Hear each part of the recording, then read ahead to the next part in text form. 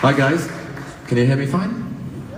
So I'm Michael, and before I start I'm gonna just tell you a bit about an experience I had 2 months ago. I was down in Brussels and we went into a bar I love, which is called Delirium. Some may have heard of it. And we went to see this small gig by an artist, an Italian artist called Damien McFly. And he was performing with, in front of like a really small audience in the basement of the bar. And like, you know, it works. It's a small gig. It's a cafe. So at the end of the performance, I go down, I have him a beer, and we start chatting a bit about music because I really liked his performance.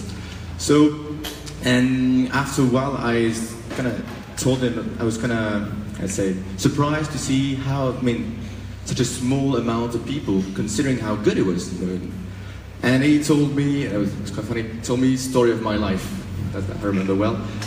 Actually, since he had been touring in Belgium, he had been sending mails to a lot of concert venues with small outcomes, like small gigs actually booked. And when he actually did the performances, well, he was playing in front of half-empty crowd. And that got me thinking a bit.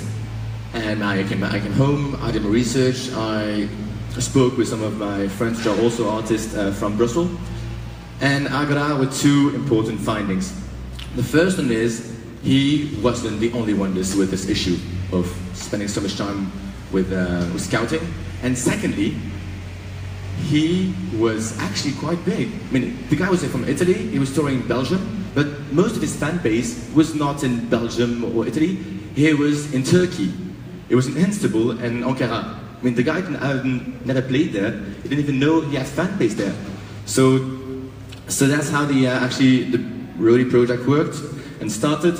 We decided that we wanted to help local artists play, and how we did that is we created a digital platform based on intelligent artificials and data that we gather on the internet, on their profile, to actually help them, well, first book more gigs, secondly, do that in places they would have never thought of, they would have never heard before, they would never thought of playing there before, and thirdly, to actually play in front of their audience. So not Belgians, but for McFly, for instance, it was Turkey. And I can give you a small other example. Is for Loïc, which is like a small Belgian artist. He's very big in Lithuania. I didn't know about it. He neither. But yeah. So you never know. So how it works, and I'm going to go quickly through that stage. Is the guy comes on platform, the artist. He does all the settings. We, based on all these settings and all the information we gather and artificial intelligence, we're able to provide him with a map of his fan base, geographical fan base. And based on that, we give him venue recommendations where he should actually be performing. And finally, of course, but not the last, we help him contact these venues. So let's see quickly how it works so that you can actually launch it now. So, perfect.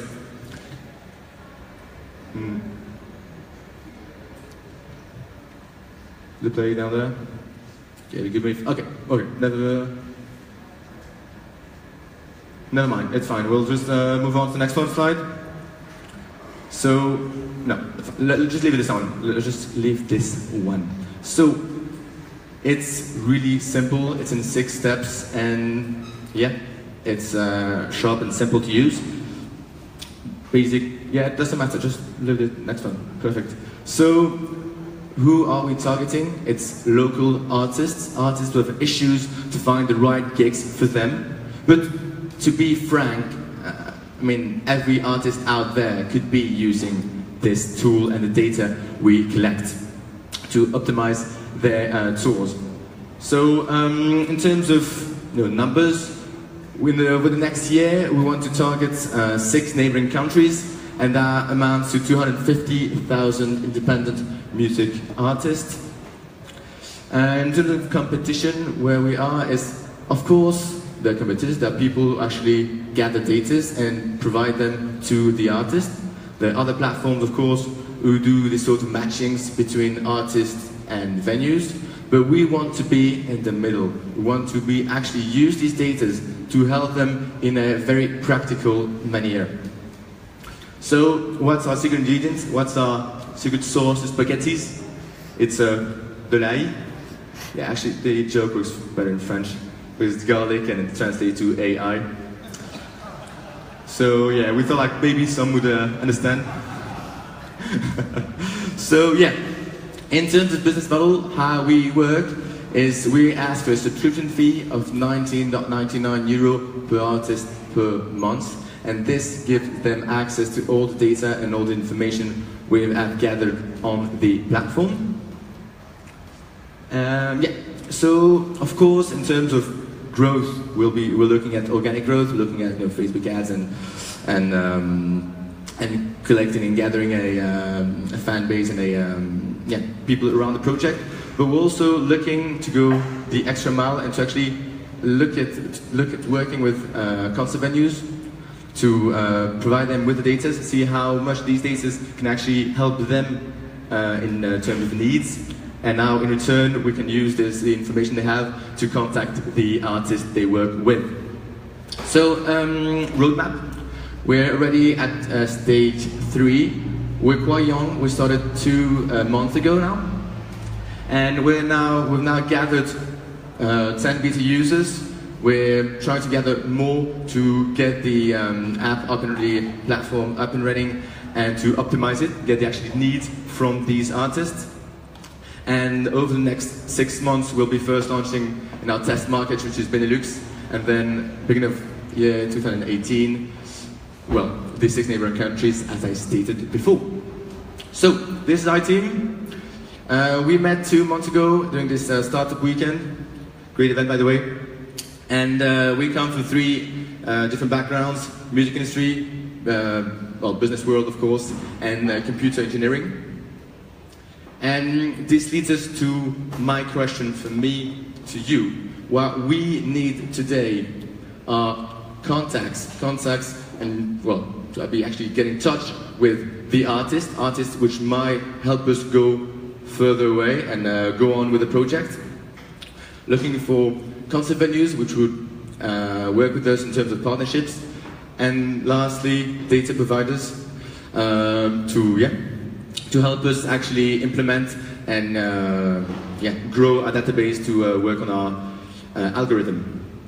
And of course, thank you for watching, and don't forget to go have a look at our website, roadie2.appspot.com. Thank you very much.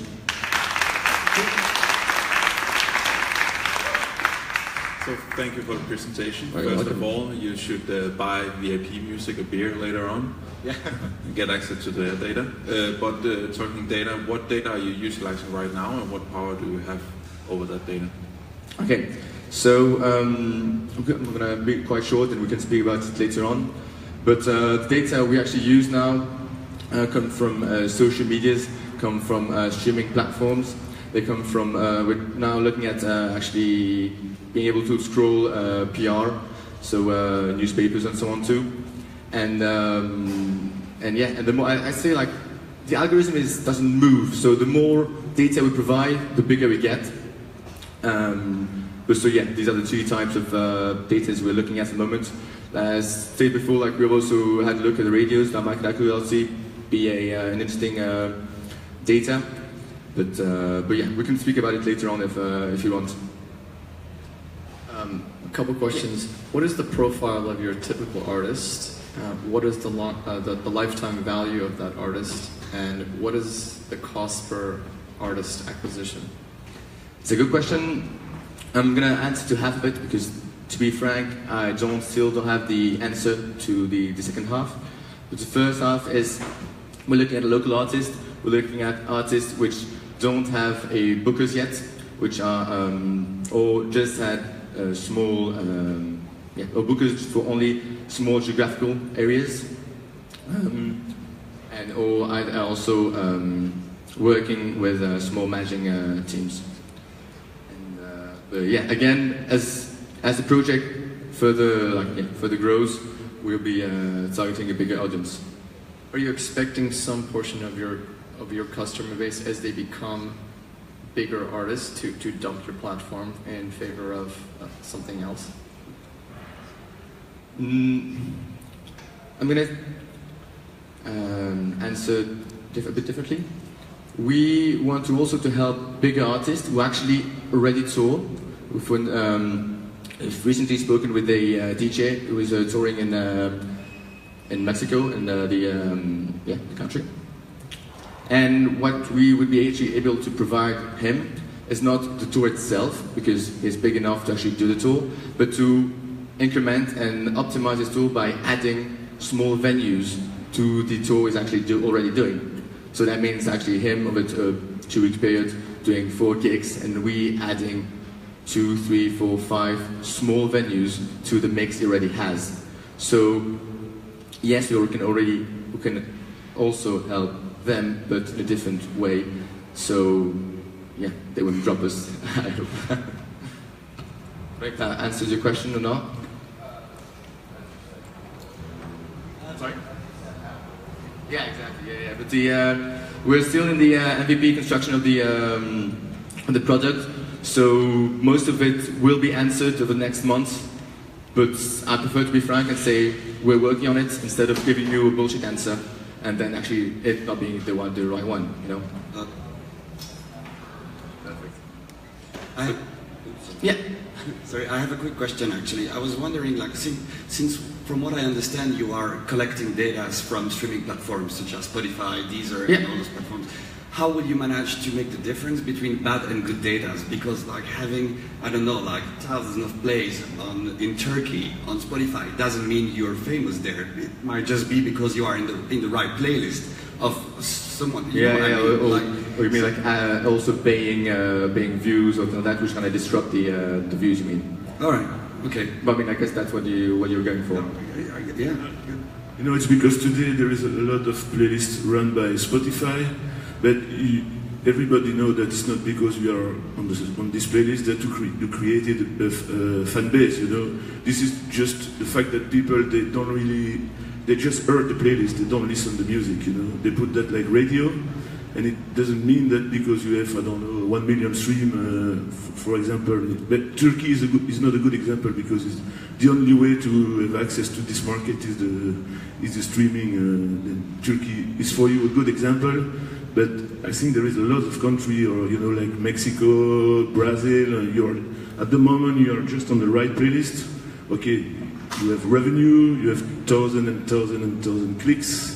But at the moment you have to play there, except maybe in the Delirium Cafe, you don't have access to the I will say the real live venues. Yeah. So there's two actually questions to your comment. The first one is how much can we optimize the data? So of course, if we were to only look at playlist music or only let's say part of it, the result would be, let's say, wrong or not optimized. And this is why the more data we can provide to the algorithm, the better the solution. Of course, then a balance has to be made. So for instance, if over time we discovered that playlists actually don't really mean anything, then we'll have to balance it less than actually data coming from the profile of the artist itself. So this is not a real question, it's more of a like balance we'll have to do over time. And second question to you was how do you get access to all these small venues? It is a good question. At the moment we've been mostly working with huge databases of concert venues, either for official ones or public ones, or the private ones. But over time we could, for instance, we could work with small partners like I'm thinking of Yelp and these others because they have access to all these databases. But it's a question you have to think of.